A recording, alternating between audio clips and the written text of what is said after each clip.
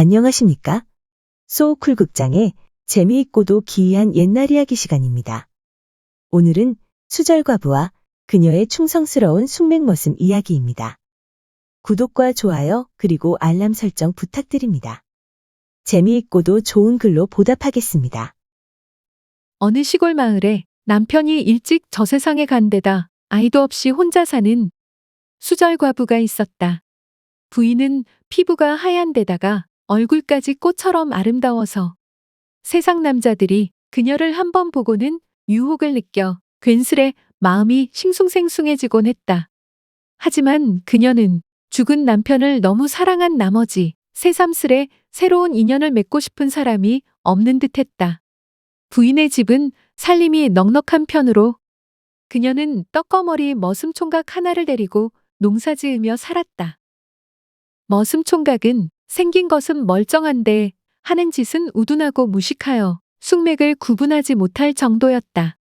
하지만 아주 성실한 데다 수절과부를 친누님이나 친이모처럼 생각하고는 순종하며 받들어 모셨다. 특히 남녀의 음양사에 관해서는 전혀 알지 못하였다.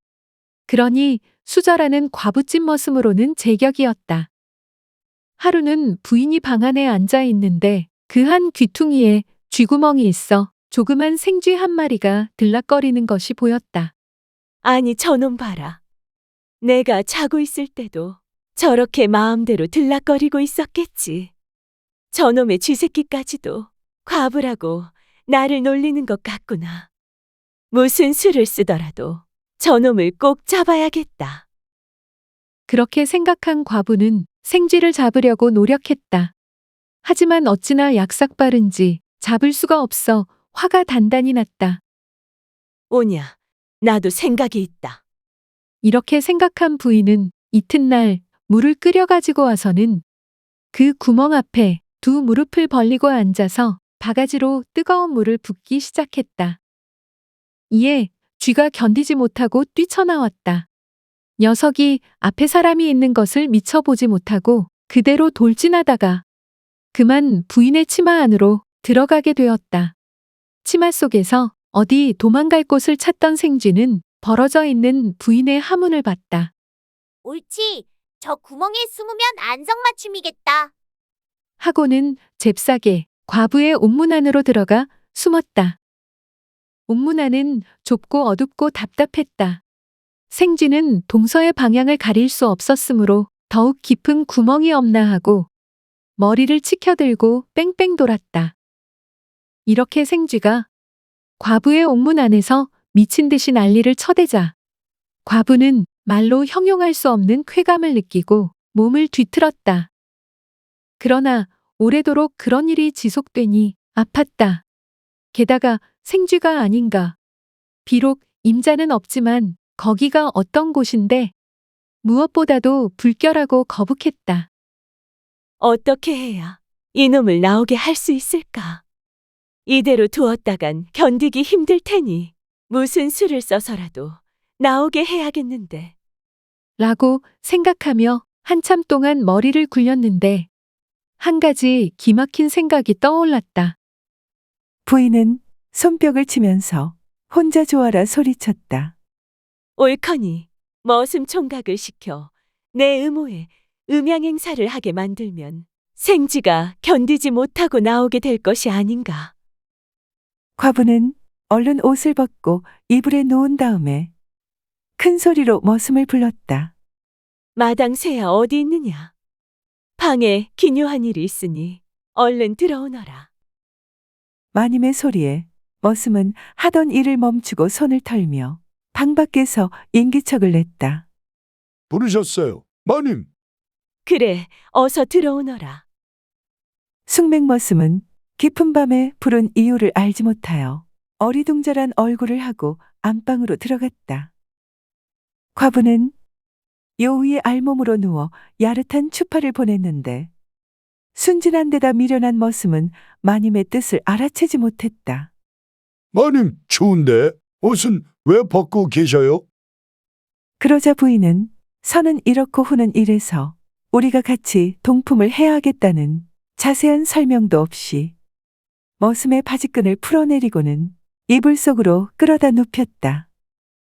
머슴은 본래 우둔하여 남녀의 교합을 모르고 있었으니 무슨 일을 하는지 알지 못한 채 주인이 시키는 대로 따랐다. 이에 부인은 자신의 아랫도리를 드러내고 머슴을 그 위에 엎드리게 한 뒤 손으로 머슴의 약물을 끌어다 자기의 의모에 집어넣었다. 머슴은 그것이 무슨 행위인지 알지 못하고 그대로 따르는데 부인은 머슴의 몸통을 두 손으로 잡아 오르락내리락 하도록 유도했다. 처음에는 뭔지도 모르고 따라하던 머슴은 점점 기분이 야릇해지고 감흥이 일어나니 얼마 후에는 스스로 상하 운동을 전개하면서 저절로 속도가 빨라지는 것을 느꼈다.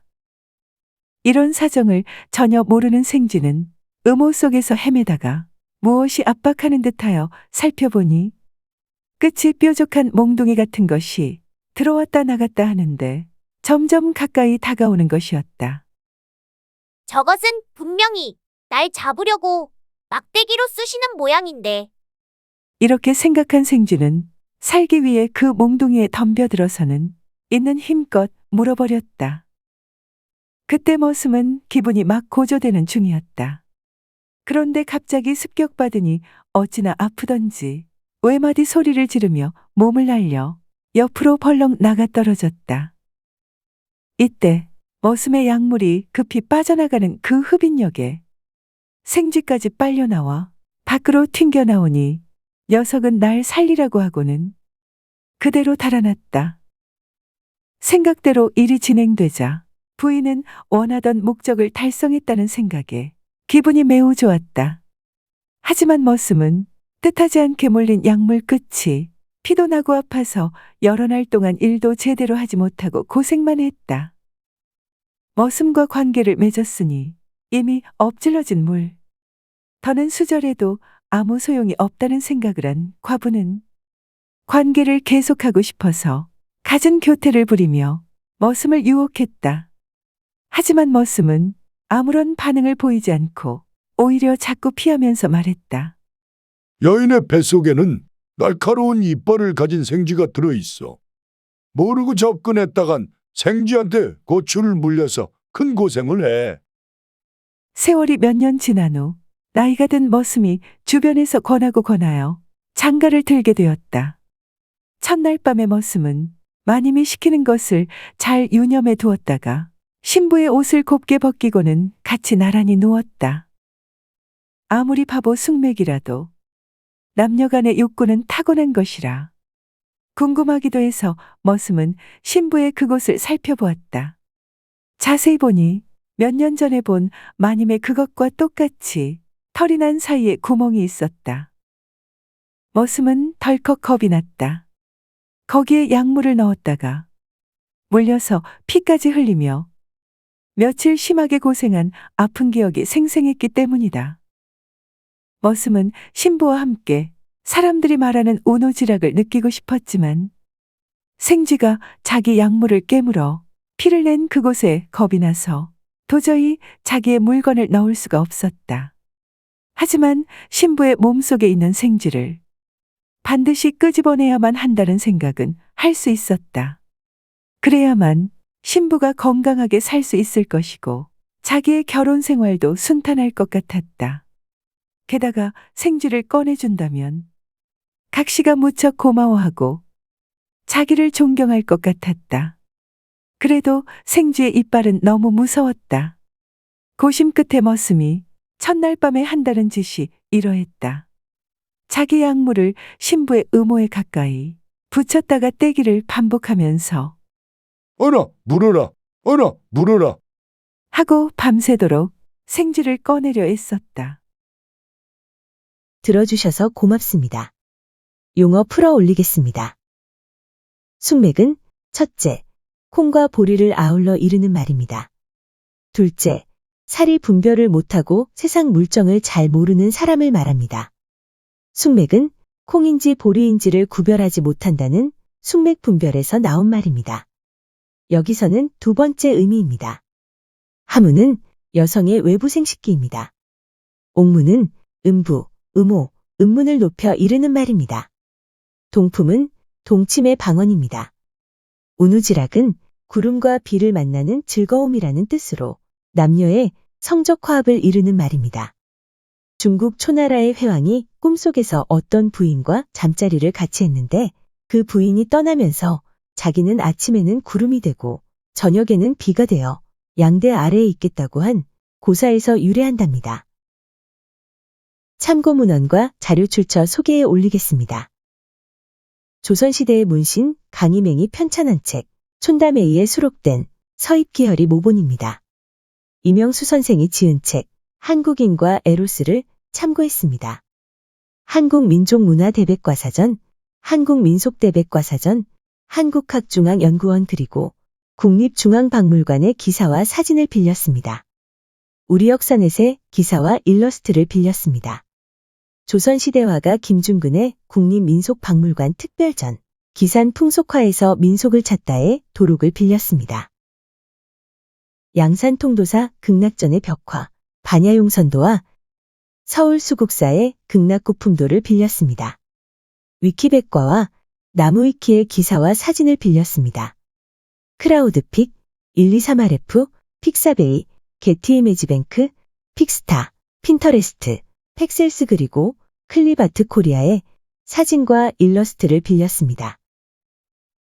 소우쿨 극장은 일주일에 3번, 매주 화요일, 목요일 그리고 토요일 오전 11시 전후에 이야기 올리는 것을 원칙으로 합니다. 고맙습니다. 다음에 만날 때까지 건강하시기를 기원합니다.